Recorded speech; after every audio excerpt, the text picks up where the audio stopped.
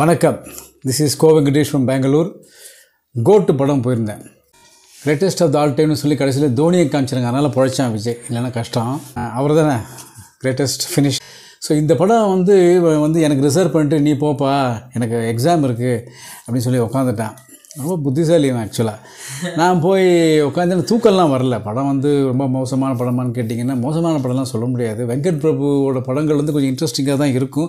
But இந்த மாதிரி ஒரு விஜய் மாதிரி சில பெரிய ஆக்டர்ஸ் பண்ணி எடுக்கும்போது வந்து கொஞ்சம் காம்ப்ரமைஸ்லாம் பண்ணிக்கிறாங்க. அது சில பஞ்ச் டைலாக்லாம் பெருசாக இல்லாட்ட கூட அதை மறைமுகமாக கொண்டு வராங்க. இவர் பார்ட்டி ஆரம்பிக்கிற வில்லன் பேரே வேறு வந்து சஞ்சய்னு போட்டு, ஏன்னா இவர் பையன் பேர் சஞ்சய் நிஜ வாழ்க்கையில். அரசியல் இதை பற்றி நீ பேசிக்கோ, ஒன்றும் பிரச்சனை கிடையாது.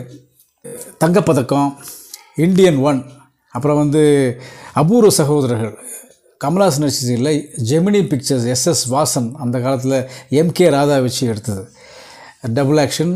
அந்த எம்கே ராதாவை தான் எம்ஜிஆரே காலை தொட்டு கும்பிடுவார், அவர் குருவாக எடுத்துட்டுவார். அவர் நடித்தது நீரும் நெருப்பும், அப்புறம் சிவாஜி நடித்த உத்தமபுத்திரன், இது எல்லாமே கொஞ்சம் கலந்துட்டு அந்த மாதிரி ஒரு படம் தான். பட் வில்லன் ரோலும் சேர்த்து இவர் பார்த்துருக்கிறாரு. ஃபஸ்ட் டைம் நினைக்கிறேன் நான் வில்லன் ரோல் இவர் பண்ணுறாரு. வாலியில் இவர் அஜித் பண்ணியிருந்தார், நல்லாவே பண்ணியிருந்தார். இவரும் இது பண்ண முயற்சி பண்ணுறாரு. பட் என்னென்னா வந்து நம்ம ரஜினிகாந்தை பார்த்துட்டோம், வில்லனாக வந்து ரஜினிகாந்தை பார்த்துட்டோம். அவர் வந்து எந்திரனாக இருக்கட்டும், இல்லை லக்கன்னு ஒரு 10 நிமிஷத்தில் வந்து அந்த படத்தை வந்து 800 நாள் ஓட வச்சார். இவருக்கு இன்னும் புல் இருக்குது, கிட்டத்தட்ட 99 கோடி வசூல் வந்துருக்குங்கிறாங்க நேற்று. இந்த வில்லனஸ் இது வந்து இவருக்கு வரலைங்கிறது தான் என்னுடைய அபிப்பிராயம், தனிப்பட்ட அபிப்பிராயம். அது தமிழ் கலாச்சாரம் எங்கே போயிட்டுருக்குன்னே தெரியல. இந்த ஹீரோ வர்ஷிப் வந்து எக்கச்சக்கமாக போய் அது யார் பண்ணுறாங்கன்னா, என் பின்னாடிலாம் வந்து 4 வயசு 5 வயசு 6 வயசு பசங்களெல்லாம் உசுப்பேற்றி இப்போயே கொண்டு வந்துடுறாங்க.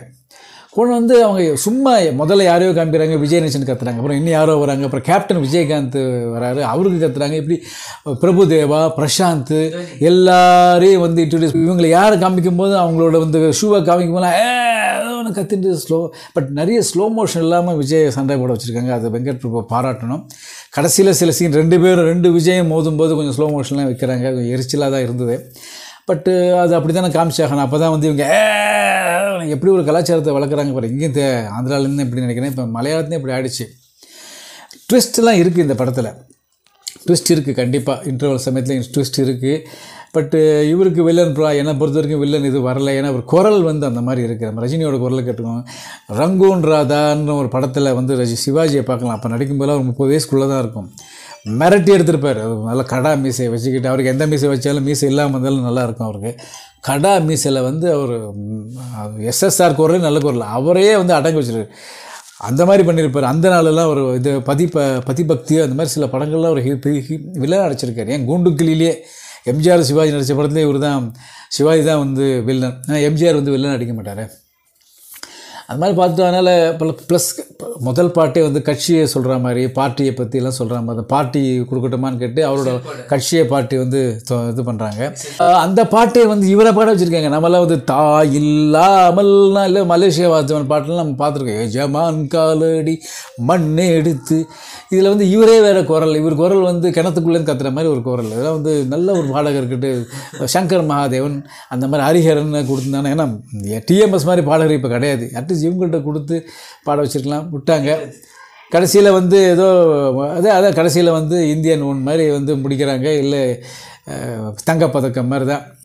பட் இன்ட்ரெஸ்டிங்காக போக வச்சாங்கன்னா கூட ஒரு ராவில் ஒர்க் பண்ணுறவங்க, அதாவது ரிசர்ச் அண்ட் அனலைசிஸ் விங்கிங்கில் ஒர்க் பண்ணுறவங்க, அப்புறம் வந்து ஸ்பெஷல் ஸ்குவாடில் ஒர்க் பண்ணுறவங்களாம் எவ்வளோ ப்ரொஃபஷனலாக இருப்பாங்க. இவனுங்க ஏதோ பிள்ளைக்காத்தன மாதிரிலாம் அந்த பிரபுதேவா, பிரசாந்த், வில்லனா ஒருத்தர் வரா இருப்பானுங்க, மோகன், மைக் மோகன்.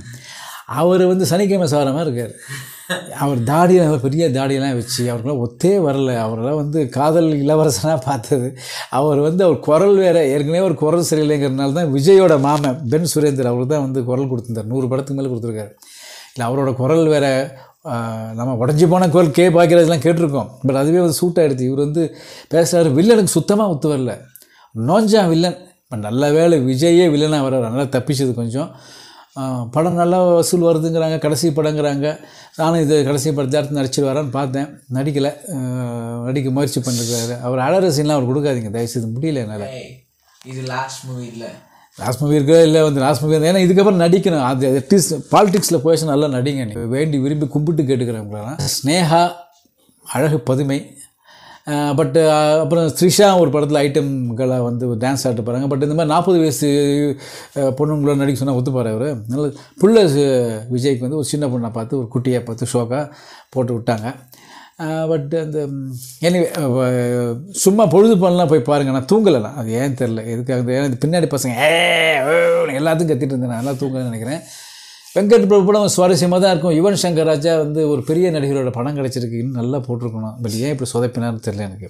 ஏஆர் ரஹ்மான் கொடுக்கணும், ஏஆர் ரஹ்மான் கொடுக்க மாட்டாங்க. அது வெங்கட் பிரபு அவங்கெல்லாம் க்ளோஸ் ஃப்ரெண்ட்ஸு, இப்போ அண்ணன் தம்பிங்க கசன் பிரதர்ஸ் அவங்க தான் கொடுப்பாங்க.